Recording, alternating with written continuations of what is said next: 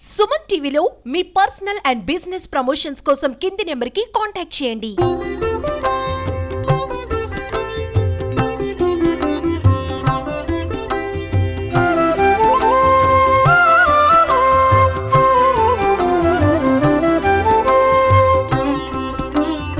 నమస్కారం అండి.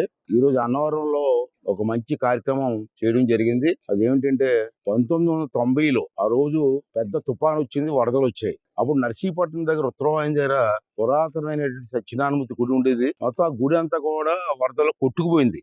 రాత్రి మీద ఉదయం వెళ్ళి చూస్తే అక్కడ గుడే లేదు, వరదలు కొట్టుకుపోయింది. అప్పుడు పెద్దలందరం కలిసి మళ్ళీ గుడి కట్టాలా అని ఒక నిర్ణయం తీసుకొని ఉత్తరవాహిని యువతల పక్క రైట్ సైడ్ ముందు ఖాళీ స్థలం చూసుకొని అక్కడ సత్యనారాయణ గారి స్వామి గుడి కట్టాలని చెప్పి మేమంతా నిర్ణయం తీసుకోవడం జరిగింది, పెద్దలందరూ కలిసి. అప్పుడు గుడికి శంకుస్థాపన చేసాం. అయితే ప్రజలందరూ సహకరించారు, దాంట్లో అనుమానం లేదు. కానీ పూర్తి స్థాయిలో గుడి కట్టలేకపోయాను నేను, ఇది ఆర్థిక ఇబ్బందుల వల్ల. అప్పుడు నాకు ఆలోచన వచ్చి మన అన్నవరం దేవస్థానం చైర్మన్ గారు రోహిత్ గారిని కలిశాను ఒక రోజు.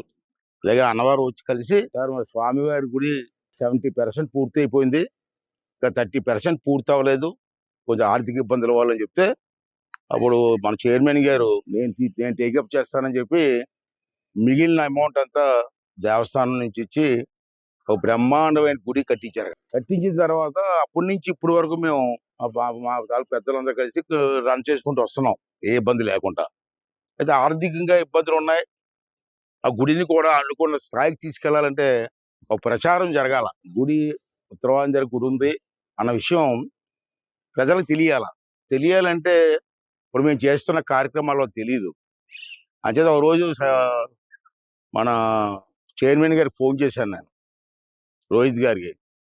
సరే గుడి కట్టాం, కానీ గుడిని మెయింటైన్ చేయడం కాస్త చాలా ఇబ్బంది అవుతుంది.